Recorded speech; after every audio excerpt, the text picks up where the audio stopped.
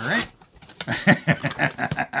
All right, so inside there, it looks like it comes with its own pack, and there are 3 versions of this coming out. So what I've got in front of me here is the Mavic 3 Fly More Combo. Now there's a Mavic 3 Standard, which doesn't include all the stuff I'm going to show you. It's a little less. It's got a single battery and a couple other things, and I'll talk about that a little bit more in another clip. And then there's an advanced version of it that's called the Mavic 3 Cine Pro, I think it is, bundle, where it's actually got the ProRes resolution from Apple in there, and it's got a solid-state drive built into a bunch of other cool features. So that's sort of like entry-level Fly More, which is always my choice. Go for the Fly More, and then the Cine version, which is really a professional quad. And what's interesting about this unit is they've taken a lot of the features that would normally be found on the really high-end quads like the Inspire series and kind of moved those down to the consumer space. So what you're getting here, I used to call it a prosumer drone, where it was sort of good for the average flyer and also good for professional flyers. I think this one's leaning more towards the professional flyer level, so you're getting a top of the line drone with this one. All right, so inside here, there's a bag covering the bag.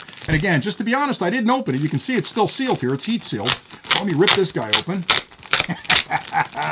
Oh, this is really nice. So this is supposed to be a combination bag. Well, not supposed to be. It is a combination bag that converts into a backpack, and it's also a shoulder strap bag. So again, first glance, it's very nice. It's got a very rugged material on the outside, looks water resistant. So I'm sure it's going to do a good job. If it gets a little bit wet out in the field, you'll be fine. On the back, there are 2 zippers. Let me open those up and see where they go. All right, pull those down. I guess that's how we open it up to a backpack. Yeah, there's straps in there to pull out for the backpack. So nothing exciting back there. Let's get into the drone, because that's really why we're opening this thing up. I got 2 clips on the side. Pop those guys open. And again, it's my first pass on this, so give me a break. All right, and there's the top. Here we go. Here we go. All right, and in the top of the unit, there's a zipper going around it. Man, they don't want anything to fall out of this. All right, I'm opening the zipper. There's a little flap on the front, too. Anything in there? Nope, that's open. All right. All right, so you can see the drone right there, and there's a big box over here. So let's get the drone out and take a look at that. And I'm trying to contain myself, but man, oh man, oh man, oh man.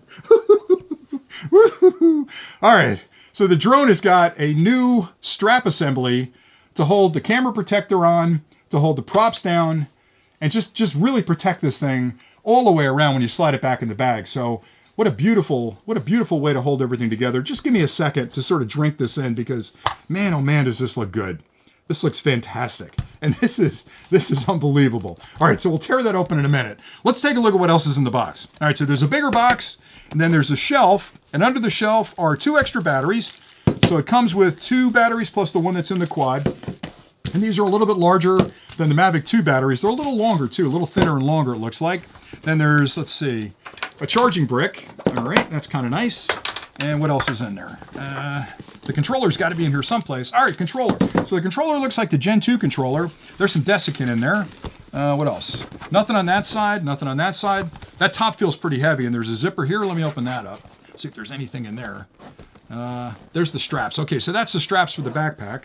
Anything in the side? Nothing there, nothing there.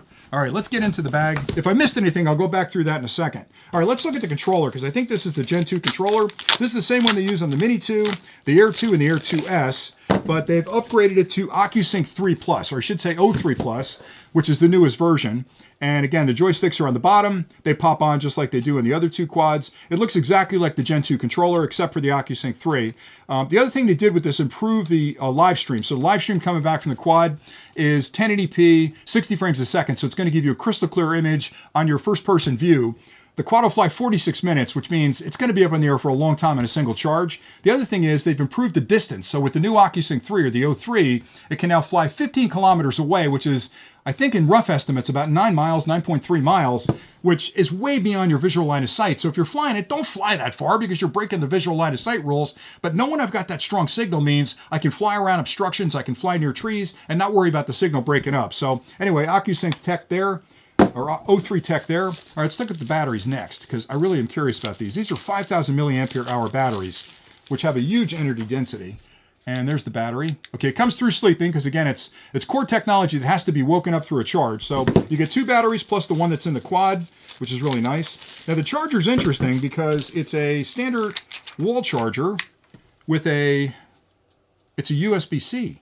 There's a USB-C connection on it. So there must be a way to charge the drone batteries either on their own or in some type of hub. So we'll get into that in a little bit. And I wonder if I can charge it through the drone as well. That would be interesting to see if that were the case. So let me see if I can get this loose, because I don't want to break anything here. I borrowed this from DJI. Okay, that flap on the top snaps off like that, and it looks like everything just pulls off the front. Okay. Okay, give me a second here. Give me a second here. Oh man, this is gorgeous. This is really, really nice. Really, really nice. Oh, the arms are changed too. So the way the arms fold out is different than the original Mavic products. No, it's not. It's the same. Okay, they fold down and around like that. But one thing I can notice right away, number one, look at that gorgeous camera on the front there. So I've got the 1/4 sensor on the bottom and the 1/2 inch sensor on the top, which has got the zoom built into it. And boy, it looks very industrial. They've really upgraded the look of that. But one thing I'm noticing right out of the gate is that these arms look a lot thinner and a lot further out. And the props look a little bit different as well. I guess they're not that much different than they were in the Mavic 2, but I'll get into all that in a little bit. I'll do comparisons side by side, but man, has it got a good look to it. Very industrial look there. And the batteries on the back pop out like this, just like the old ones, so they slide in from the back. They don't go in from the top like the Mavic 2 do. And they've got sensors all the way around it. So there are 2 sensors up front, there's 2 sensors on the top, 2 sensors on the bottom, and there's a dual set of sensors on the bottom here as well, or I should say on the back. And those are binocular sensors. And that's important because in previous generations, they're using infrared sensors to the side, and those can get kind of faked out in really sunny environments. By having binocular sensors on there, it can zero in on a surface and draw a 3D pattern of what the surface looks like, and also gauge very accurately how far away from that surface they are. So using the binocular sensors really improves the ability of this quad to not only chase you through the woods, but also avoid trees as it's chasing you. All right, so there's the drone. Let me get some of this stuff out of the way here. Man, you're going to be in the air later today, buddy. All right, so let's see what's in here. All right, a bunch of manuals. That's going to be cool. I always recommend reading the manuals. I know it's a really boring exercise. I don't know, but sit down and read the manuals because there's always good information in there that will give you details on how to fly the quad, how to protect the quad, how to charge the quad, all that kind of stuff. Quick start guide, accessory user guide, warnings about the battery, and safety instructions. Again, read through all those. It'll give you a lot of really good detail. All right, what else is in here? I know what that is. Let's see what else is in here. Okay, got connection cables, which is kind of cool. What else is in there? All right, not sure exactly what that is. Let's take a look.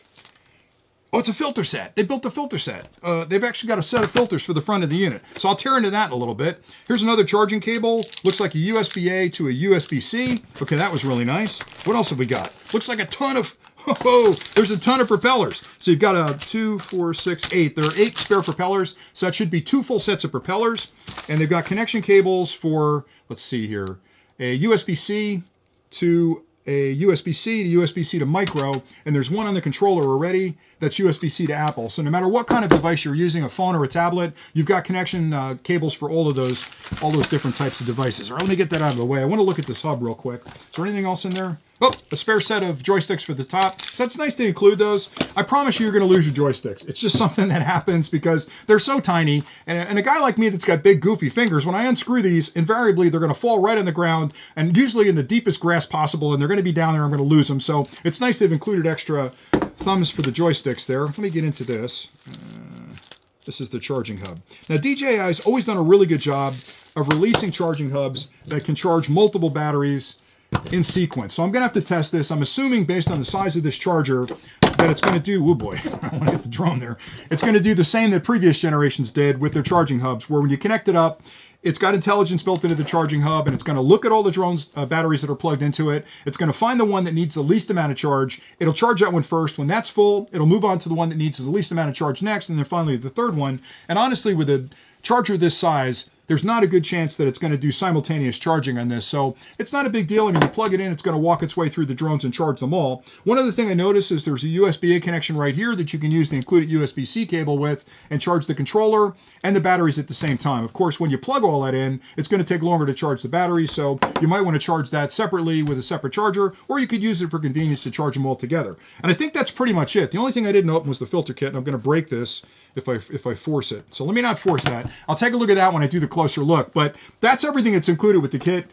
And again, I can't speak highly enough about the engineers at DJI, because when they come out with a new product like this, it isn't just an evolutionary change where they've kind of tweaked a few things, changed a few things. Okay, the frame looks similar, but You've got bigger batteries, higher density batteries. It flies longer, it flies further. It's got better camera imaging on the front. It's got an advanced obstacle avoidance technology built in called APAS 5.0. So they've gone through 4 generations of APAS. It's also got emergency return to home capabilities that can sense 200 meters away that an obstacle is coming up, and it's going to plot based on its flight patterns away from you when you first flew it away. It's going to remember kind of how it got where it got and knows the quickest and easiest path to get back, because if the battery gets low, you don't want it wandering around the countryside trying to find its way home because it's drinking electrons while it's doing that. So all of the intelligence built into this product really puts it in a class unto itself. There's nothing out there that looks like this. Now, if you stay tuned, what I'm going to do next is list the specifications so you understand exactly what you're getting with this product.